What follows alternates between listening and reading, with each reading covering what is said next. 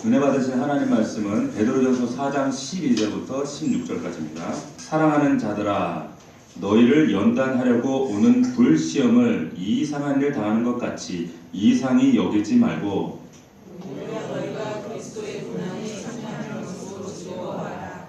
이는 그의 영광을 나타내실 때에 너희로 즐거워하고 기뻐하게 하려 함이라.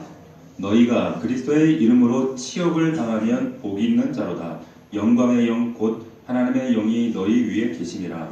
너희에게 누구든지 살인이나 도둑질이나 악행이나 남의 일을 간섭하는 자로 고난을 받지 말려니와. 다같이 만일 그리스도인으로 고난을 받으면 부끄러워하지 말고 도리어 그 이름으로 하나님께 영광을 돌리라.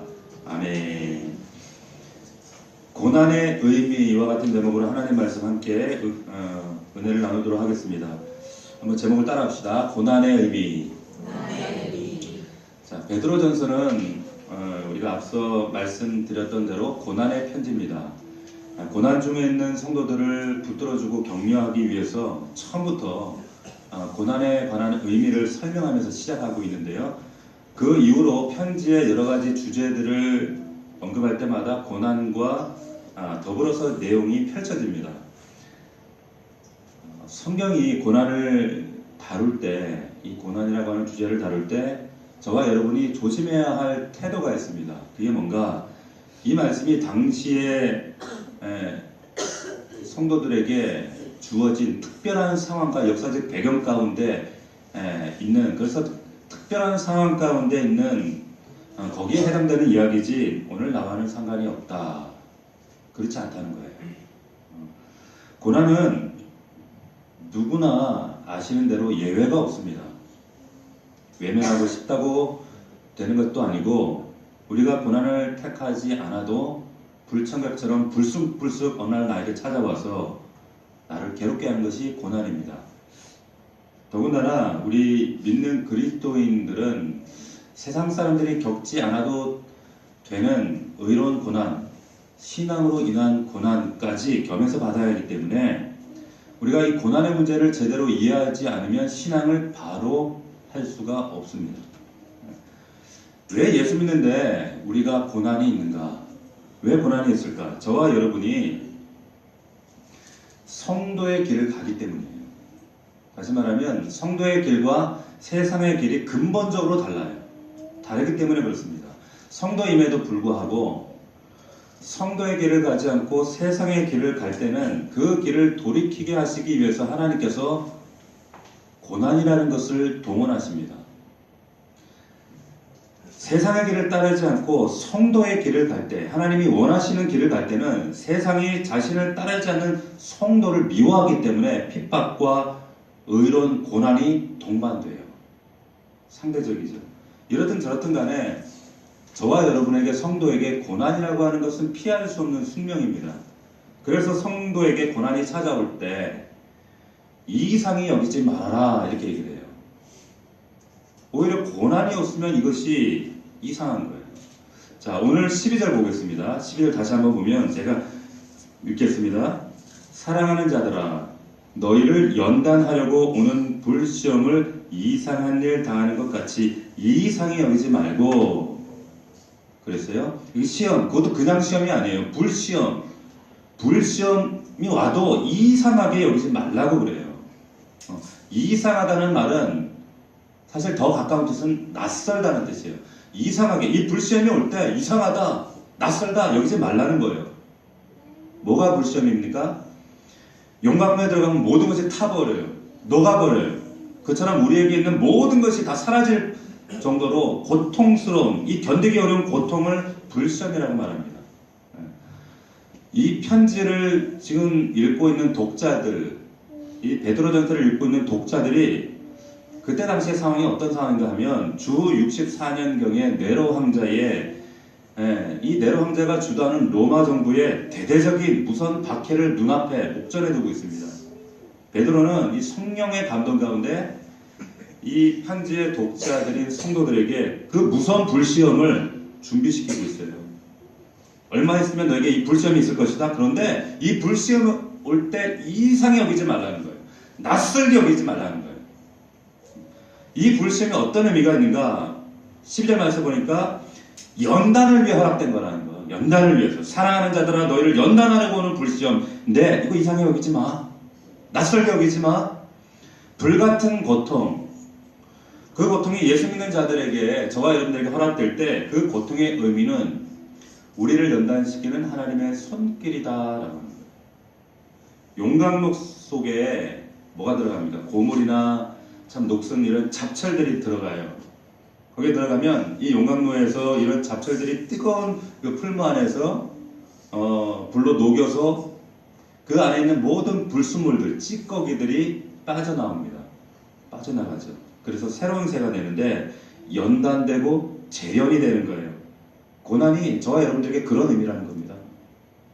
불순물과 찌꺼기를 빼내는 거예요. 지난주에 여러분들하고 4장 7절에 있는 말씀을 나눴습니다. 만물의 마지막이 가까웠으니 그러므로 너희는 정신 차리고 근신해라, 기도해라. 그래도 말씀대로 안 살아요. 자, 종말을 말하고 기도를 말했어요. 육체의 남은 때를 육신의 정욕대로, 사람의 정욕대로 사는 것이 아니라 하나님의 뜻을 쫓아 살아가야 하는데 그렇게 살지 않아요.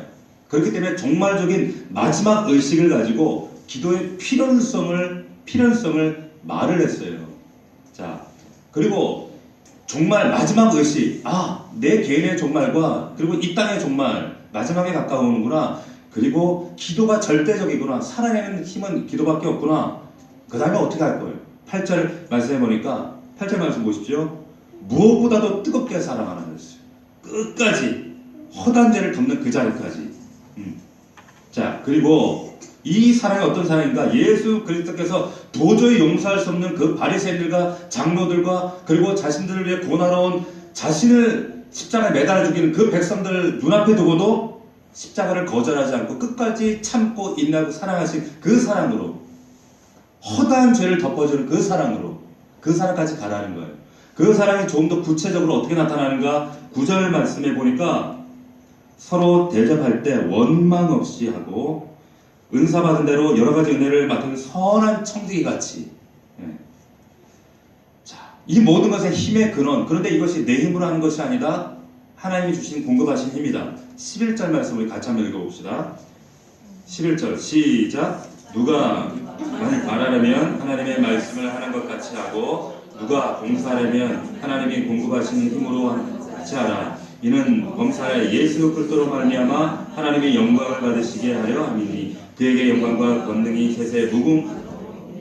아멘. 자, 이 모든 것들 참 고단하고 힘든 이 세상 가운데 이런 사람과 이런 대접과 이런 선한 청직의 삶 살아낼 수 있는 능력, 원천, 이것은 내가 아니라 하나님이 공급처라는 거예요. 자, 이렇게 살면 얼마나 아름답겠습니까? 이렇게 순종한다면, 예수 믿는 자가 이렇게 산다면 진짜 예수 믿는 자죠. 그런데 이렇게 살아도 시험이 온다는 거예요. 근데 이런 시험이 올 때 너는 어떻게 하지 말라고요? 이상하게 여길 거 없다는 거예요. 낯설게 여기지 말라는 거예요. 왜? 너희가 뜨겁게 사랑하고 대접하고 원망 없이 서로서로 대접하고 선한 청지기 같이 남이 보든 안 보든 봉사함에도 불구하고 이 고난이 있어야 되는 이유는, 연단이 필요한 이유는 저와 여러분들에게 무언가가 남아있어요. 뭐가 남아있어요? 찌꺼기가 남아있어요. 내 안에 불순물이 남아있어요. 재련해야 돼요. 연단해야 돼요. 아직 저와 여러분이 그 하나님의 사랑까지 완전하지가 않습니다. 이 베드로전서에 나와 있는 이 사랑까지 도달하지 못했어요. 우리의 대접은 부지 중에 천사를 대접한 그 수준의 대접이 아니에요. 우리의 봉사는 아직까지 우리의 힘에 근거하고 누군가의 인정에 근거하고 누군가의 자랑, 여기에 근거해서 기타 많은 것을 염두에 둔 그런 인간적인 봉사의 한계를 가지고 있어요.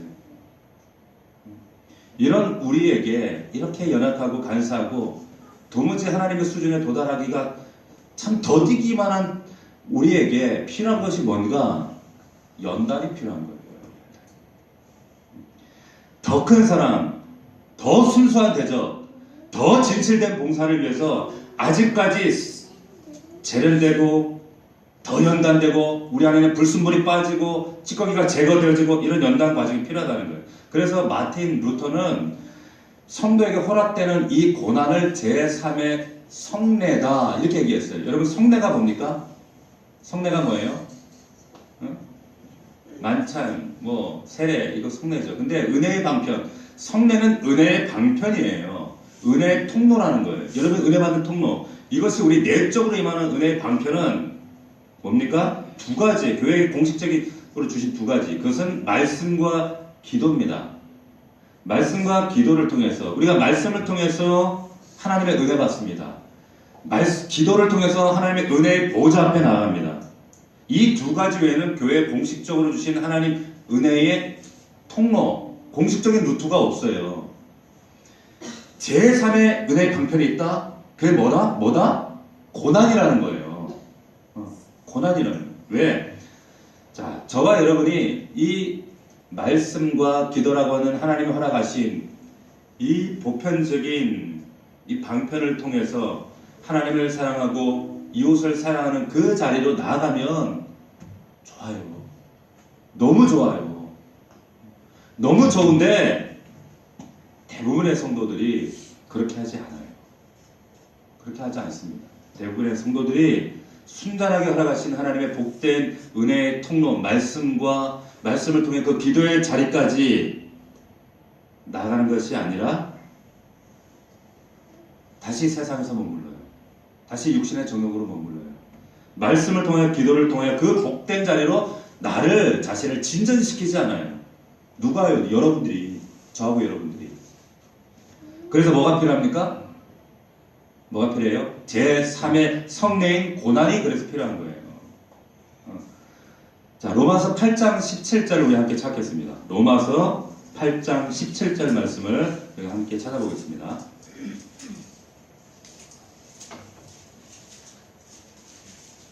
로마서 8장 17절.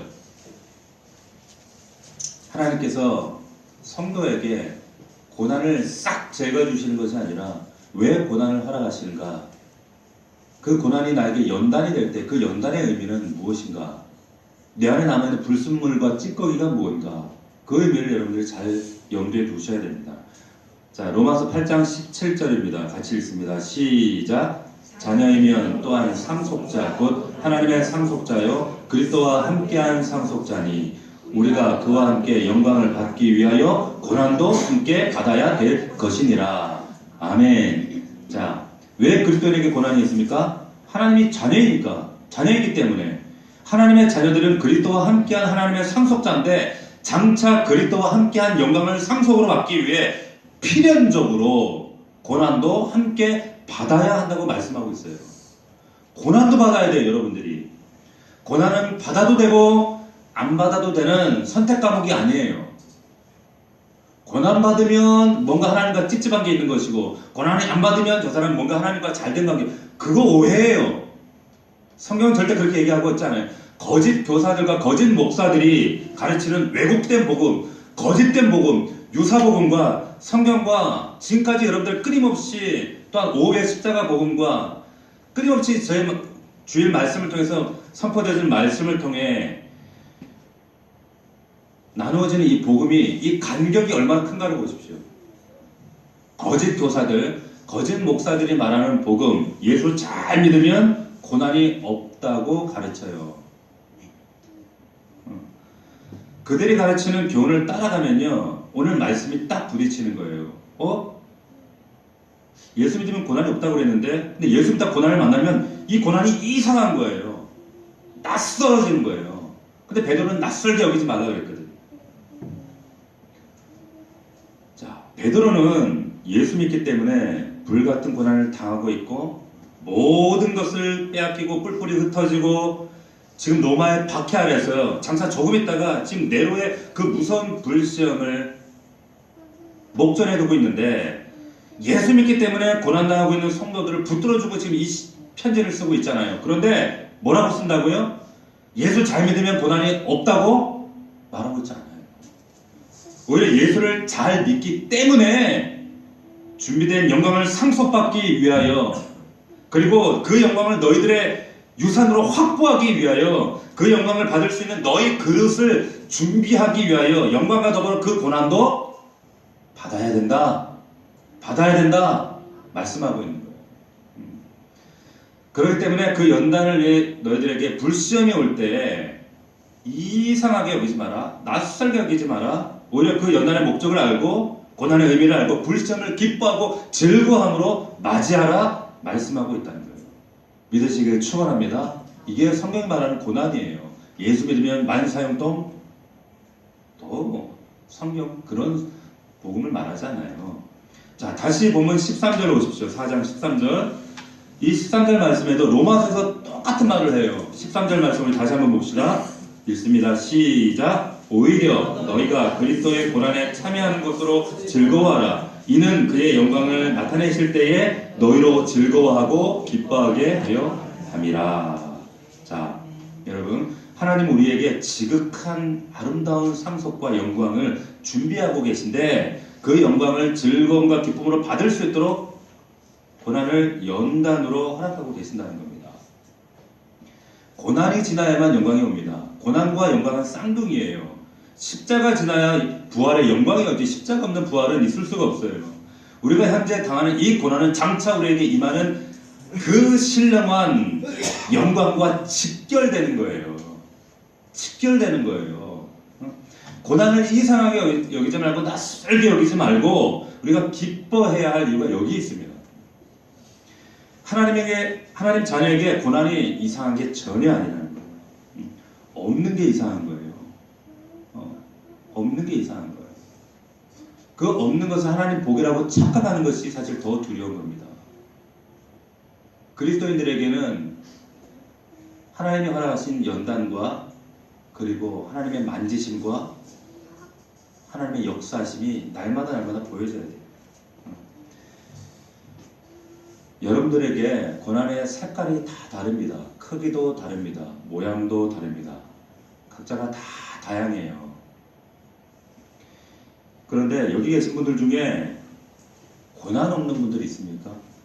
고난 겪지 않은 분들이 있어요? 손 들어보세요. 나는 고난이 없어요. 고난 받지 않았어요. 고난이 없었으면 좋겠어요. 애매하죠, 그지? 애매하죠. 자, 불신자들보다 더한 고난이 우리에게 있어요. 신앙 때문에, 의로운 고난 때문에 이 고난을 기뻐하셔야 된다는 거예요. 이것이 우리를 영광으로 이끌기 위함이다. 이런 말씀들이 성경에 곳곳에 있습니다. 빌립보서 1장 29절에 보면 잘 들어보세요. 그리스도를 위하여 너희에게 은혜를 주신 것은 다만 그를 믿을 뿐 아니라 믿는 게 다가 아니야. 믿을 뿐 아니라 또한 그를 위하여 고난도 받게 하려 함이라. 고난도 받아야 된다는 거예요.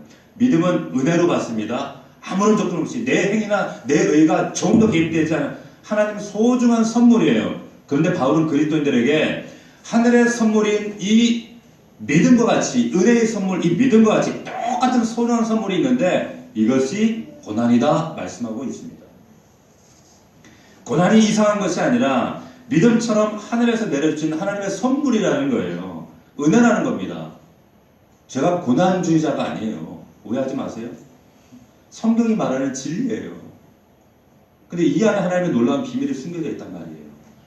자, 제가 질문할게요. 우리 가운데 고난을 통하지 않고 하나님을 사랑하는 자리로 정말 하나님이 기대하시는 믿음의 자리로 여러분들 나갈 수 있을까요?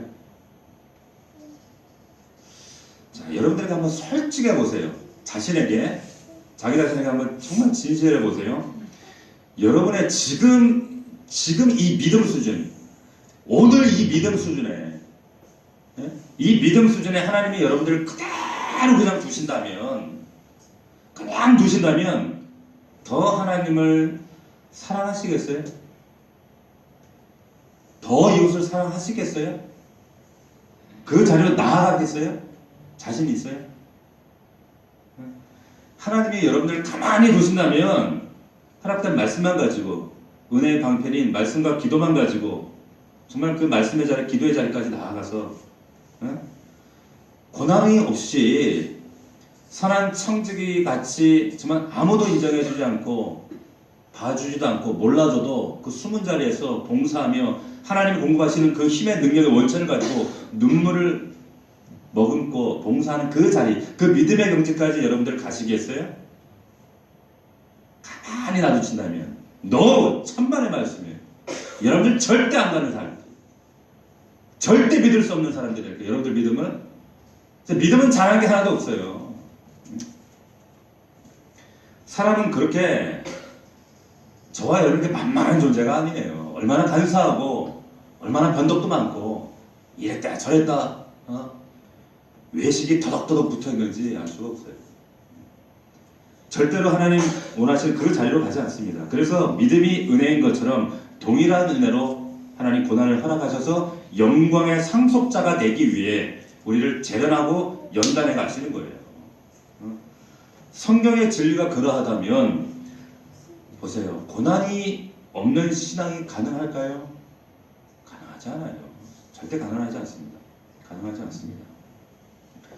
이 고난이라고 하는 것은 우리의 소속이 하나님께 있습니다. 우리가 하나님의 자녀입니다 라고 하는 것을 확인하는 하나님의 선물입니다. 믿으시길 축원합니다. 이 고난에 대한 의미를 잘 이해하셔야 돼요. 히브리서 기자는 그래서 그렇게 얘기했죠. 고난이 없으면 사생자라는 거예요. 사생자. 자, 두 번째 고난의 의미가 뭔가?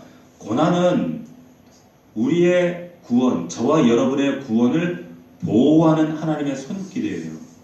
잘 이해하셔야 돼요. 고난은 우리의 구원을 보호하는 하나님의 손길이에요. 여러분 지금 잘 얘기 들으셔야 돼요. 하나님이 여러분의 구원을 보호하시기 위해서 여러 가지 지금 종류의 여러분들에게 고난을, 지금 고난 가운데 있는 분들은 잘 들으셔야 돼요. 여러 종류의 고난을 허락하시는데 내게 있는 종류의 고난이 어떤 종류의 고난인지도 모르고 이 고난이 어떻게 기인했으며 어떻게 벗어나야 되는지도 모르고 여전히 연단과 재련에 관심 없이 문제 해결에 급급하다, 이것은 절대 해결의 실마리가 풀리지 않습니다. 자, 베드로전서 1장 4절 우리가 함께 나눴던 말씀인데 다시 한번 돌아가서 1장 4절 한번 돌아가 보세요. 자, 우리에게 주신 하나님의 상속 유업이 뭔가? 베드로는 이렇게 얘기를 했었어요. 베드로전서 1장 4절부터 보면 4절에 썩지 않고 더럽지 않고 쇠하지 아니하는 유업을 잊게 하시라니, 이 유업, 상속, 우리에게 주신 영광이에요. 썩지 않는 거예요. 이 영광을 우리에게 주신다는 거예요.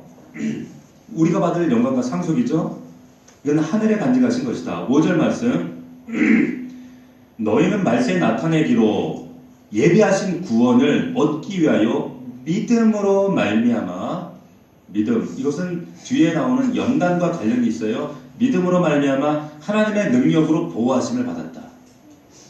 자, 6절 그러므로 너희가 이제 여러가지 시험을 만나 잠깐 근심하게 되지 않을 수 없으나 오히려 크게 기뻐하는도다.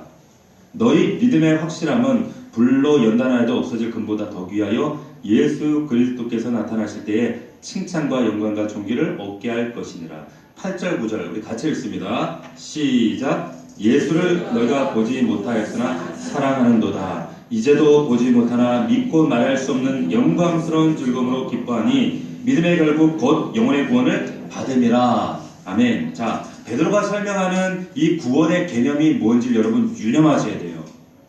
그냥 구원은 단순히 지옥 신세 면하는 그런 정도의 차원이 아니에요. 지금 베드로는 구원을 사랑이라는 개념과 연결해서 설명을 합니다. 9절에 믿음의 결국은 곧 영혼의 구원을 받음이라 그랬잖아요.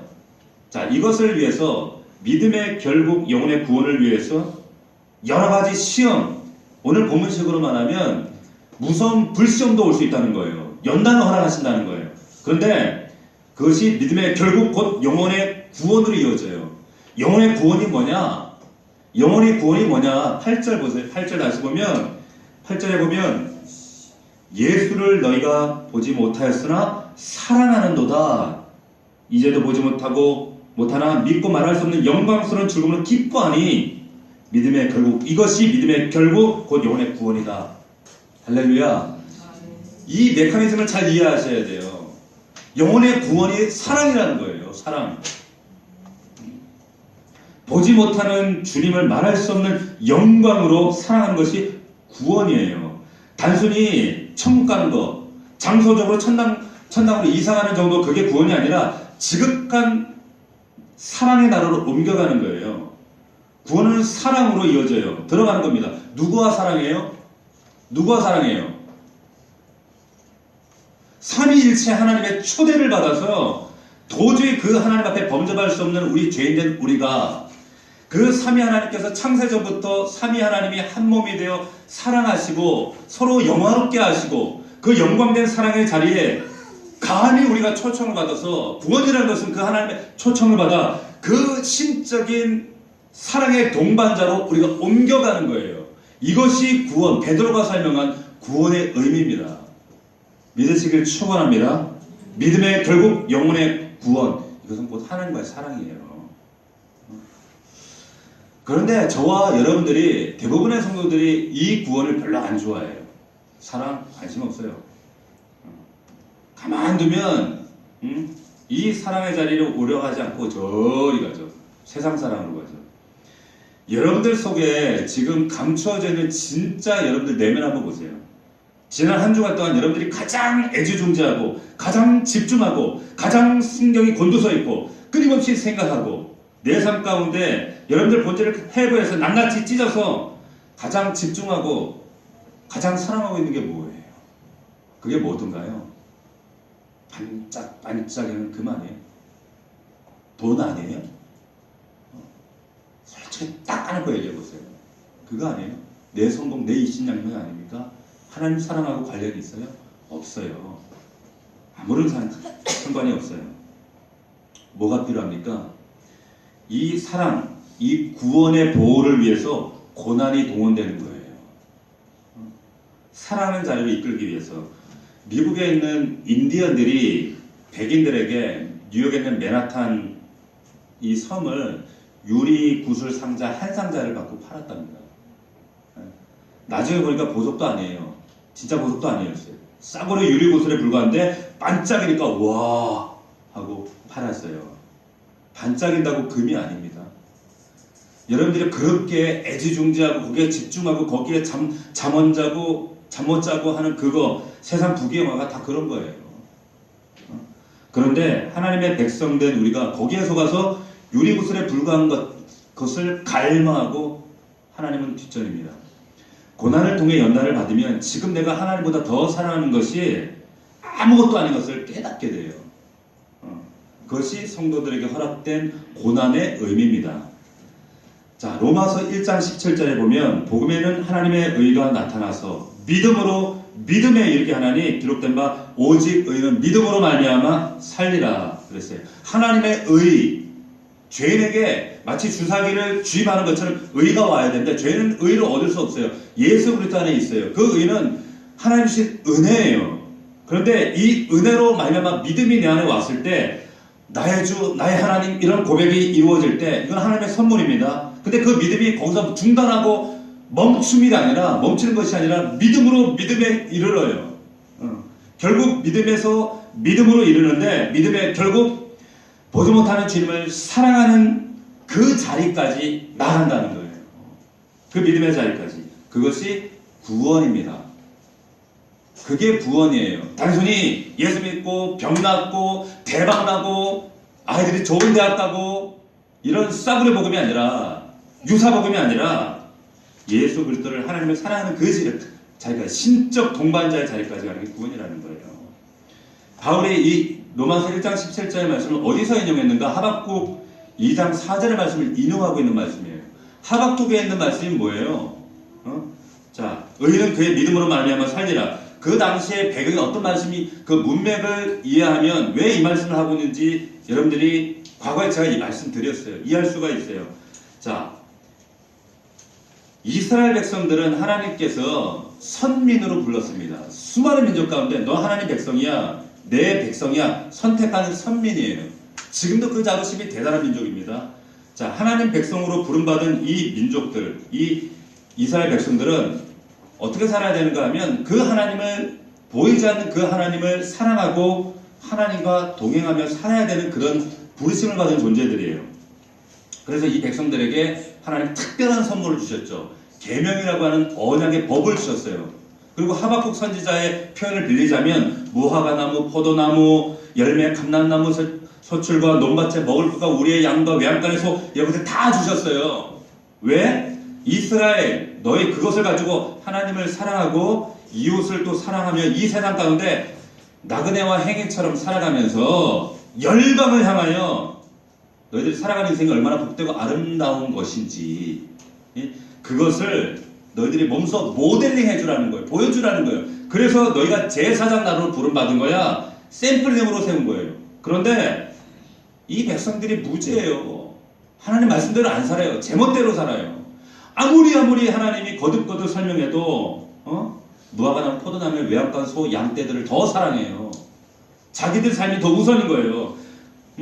그것을 그 양떼들을 지키고 무화과나무를 지키고 늘리는데 혈안이 되어 있어요. 거기에 마음이 다 뺏겼어요. 그러니까 하나님께서 제발 그러지 말고 제발 그런 삶 이제 중단하고 하나님께서 너희를 부르신 목적대로 하나님을 사랑하고 이웃을 사랑하고 공의와 정의 하나님의 사랑을 이루는 그 자리까지 나아가야 돼. 말을 듣지 않아요. 이스라엘 백성은 사생아가 아니잖아요. 하나님의 영광을 상속받아야 할 하나님 자녀들입니다. 모든 지혜와 영광, 능력을 동원해서 하나님께서 이스라엘 백성들을 애굽에서 끌어낸 민족이에요. 근데 말 듣지 않아요. 하나님 어떻게 하세요? 바벨론 제국을 동원하시는 거예요. 바벨론을 동원하시는 거예요. 바벨론이 가지고 있는 거 다 뺏어갑니다. 우리가 그런 노래도 있죠. 무화과나무 잎이 마르고 그 노래가 하박국 말씀이에요. 무화과나무 무성치 못하게 하며 포도나무가 없어질 것이며 감람나무에 소출이 없게 할 것이며 논밭에 먹을 것이 없어지며 우리의 양이 외양간에 소가 없어지게 해버리세요. 왜? 주 여호와 그분으로만 즐거워하도록 그 하나님께 집중하도록 그분을 사랑하는 그 구원의 자리까지 이끌도록 그래서 70년 동안 무서운 포로 생활을 허락하시는 거예요. 하나님이 그 불시험을 통해서 이스라엘 백성들이 물이 바다 더 큰 같이 여호와를 인정하는 그 영광이 오는 그날이 되어지도록 이스라엘 백성들에게 고난과 연단을 허락하셨다는 겁니다. 하나님의 택한 백성들, 성도들 똑같아요. 불시험을 통해서 내 안에 내가 가진 소유, 무화과나무, 내 재산, 감람나무 소출, 외양간 소, 양떼 여기에 내가 목숨 거는 것이 아니라 여기에 혈안되는 것이 아니라 여호와로 말미암아 즐거워하고 하나님을 사랑하는 그 자리까지 성도들은 이 고난과 연단을 통해서 하나님이 아닌 다른 것을 사랑했던 그 자리에서 믿음의 결국 하나님을 사랑하는 자리로 돌아오게 만드십니다. 이것이 하나님의 거룩한 방법이에요. 이것을 알아야 우리가 돌아가지 않습니다. 하나님께서 성도의 삶을 고난을 통해서 사실은 그 구원을 보호하고 계신다는 뜻이에요. 뿐만 아니라 이 고난과 연단을 받으면서 그리스도의 고난에 참여하는 자리, 그리스도의 이름으로 치욕을 당하는 자리까지 끌고 가십니다. 자, 13절, 14절 보십시다. 4장. 다시 한번 읽어봅시다. 시작. 오히려 너희가 그리스도의 고난에 참여한 것으로 즐거워하라. 이는 그의 영광을 나타내실 때 너희로 즐거워하고 기뻐하게 하려 함이라. 너희가 그리스도의 이름으로 치욕을 당하면 복 있는 자로다. 영광의 영 곧 하나님의 영이 너희에 계심이라. 아멘. 그리스도의 고난에 참여한다. 이 참여라는 말은 교제한다는 뜻이에요. 고난당할 때 나를 위해 고난당하신 예수 그리스도의 깊은 교제 안으로 들어가요. 동시에 하나님의 영이 그때 임합니다. 그때 하나님의 놀라운 위로와 성령의 소통과 성령의 만지심과 큰 선명한 하나님의 교통하심을 맛보는 거예요. 놀라운 은혜가 펼쳐지는 거예요. 그런 은혜가 여러분들 가운데 풍성하기를 주의 이름으로 축원합니다. 옛날에 오래전 드라마인데 여인천하라고 하는 그 옛날의 드라마 제가 아직도 기억나는 것이 거기에 그 중전을 위해서 난정이라고 하는 그 몸종 같은 연이 등장하는데 중전을 대신해서 아주 모진 해촌이 맞습니다. 종아리 피가 터지러 막 그래서 쓰러질 정도로 그 매를 참고 견디는 그런 장면이 기억이 나요. 근데 자신을 위해서 종아리 맞고 그런 고초를 당하고 목숨을 그렇게 내어버리는 그런 모습을 바라볼 때 중전의 마음이 어떻겠어요? 훨씬 그전보다 훨씬 그 난정이라고 하는 몸종이지만 더 귀해 보이죠. 여러분들이 예수 그리스도의 고난에 참여할 때 하나님께서 가만히 계실까요? 여러분들 수고와 고난에 아무렇게 반응 안 하실까요? 스데반이 마지막 그 고난의 순간에 순교할 때 성경에 보면 성도들이 하나님 나라에 입성할 때 보좌에서 벌떡 일어나신 사건은 그때밖에 없어요. 앉아있지 못하는 거예요, 예수님이. 스데반의 순교 현장 가운데. 어떻게 하나님께서 가만히 계시겠습니까? 이 고난이 우리가 얼마나 큰 은혜인지 알 수가 없어요. 그래서 결론이 16절입니다. 자, 16절 같이 읽습니다. 시작. 만일 그리스도인으로 고난을 받으면 부끄러워하지 말고 도리어 그 이름으로 하나님께 영광을 고난을 부끄럽게 생각하지 말라는 것. 실패한 것 부끄러울 것 아무것도 없습니다. 가난 병든 거 부끄러운 거 아니에요. 오히려 그것으로 하나님께 영광 돌릴 수 있다는 거예요. 부자 되고 병 낫고 인류대학 가고 그것만 하나님께 영광 돌리는 게 아닙니다. 부자 되고 병 낫고 인류대학 가서도 입 싹 닫고 하나님 모른다 그러고 하나님과 상관없는 사는 성도들 얼마든지 많이 봤어요. 그건 하나님의 영광 도리어 가리는 거예요. 오히려 가난하고 병들고 감옥에 갇히고 힘들고 부당하고 애매한 고난을 당해도 하나님의 영광의 자리, 복된 자리, 그 자리까지 가서 하나님과 연합할 그 사랑의 자리에서 복된 복음의 소명을 감당하는 그게 하나님의 영광인 줄로 믿으시길 주의 이름으로 축원합니다. 고난 없는 인생 되기 간구하지 마시고 하나님 어떤 고난이 와도 그 고난이 믿음으로 온전히 해석되어지게 하시고 믿음으로 승화되게 하시고 승리할 수 있는 저와 여러분들이 되기를 주의 이름으로 축원합니다. 이것이 고난의 의미예요. 우리 아까 앞서 예배 전에 불렀던 찬양이 있습니다. 그 선하님의 고요히 감싸 이 찬양의 배경을 이해하고 들어야 이 찬양이 은혜가 돼요. 이 찬양을 이 가사를 지으신 분이 본 회퍼라고 하는 독일 목사님이십니다. 나치 치하에서 독일이 이런 부당하고 하나님 말씀에 위배된 행동을 해서는 안 된다 항거하다가 1943년도에 감옥에 갇혀서 2년 후에 처형을 당하신 분이 보네퍼 목사님. 이분의 책과 신학은 굉장히 깊고 어려워요. 근데 39살의 나이로 처형당하신 정말 주기철 목사님 같은 그런 분입니다. 이분이 1943년도 베를린 감옥에서 이 시를 썼는데 어떤 분이 여기에 곡을 붙인 곡입니다. 언제 처형당할지 알 수 없는 그 지하 감옥, 그 습한 감옥에서 고난 중에 있지만 우리와 함께 계시는 하나님, 그 보네포 자신의 마음, 신앙 고백이 그대로 담겨져 있습니다. 그 같이 갇혀 있는 친구들, 하나씩 죽어가는 친구들, 그리고 밖에 있는 가족들, 그들에게 하늘의 평화를 주시는 선한 힘의 능력에 의지해서 우리가 이 고난의 길을 걸어가자. 세상이 아무리 깜깜하지만 한 자루의 촛불이 세상을 밝히고 어둠을 밝히고 따뜻하게 하는 것처럼 죽음이 우리 친구들, 벗들과 우리 사이를 갈라놓지만 믿음 안에서 우리 하나다. 우리는 감당해낼 수 있다라고 하는 고백인데 이 곡을 이 피아노 치시는 저분이 지었어요. 우리 1절을 한번 가만히 이 배경을 이해하고 고난의 의미를 여러분들이 묵상하시면서 1절을 이분의 고백을 한번 찬양을 우리가 감상하시고 2절, 3절은 여러분 악보 나눠드렸죠? 이 찬양을 우리 함께 한번 또 배워보도록 하겠습니다. 자.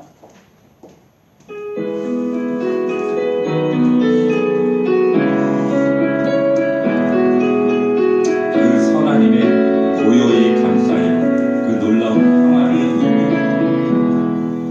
Von gutem Mächten Teilung still umgeben.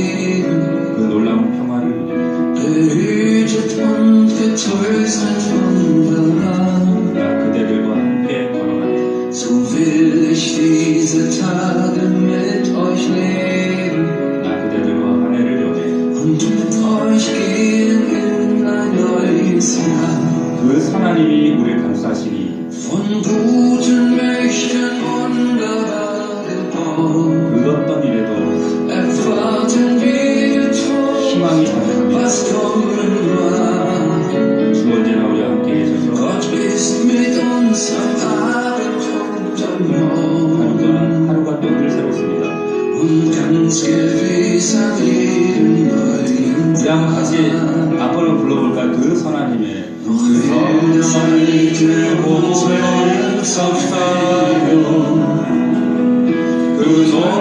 노래를 소리며 나 그대들과 함께 걷어가네 나 그대들과 함께 그 선하님이 우리를 감싸시니 그 선하님이 우리를 감싸시니 그 어떤 일에도 희망가를 주 언제나 우리와 함께 계셔 하루 또 하루간을 새로 우리 2절에 볼까요? 저 촛불 밟고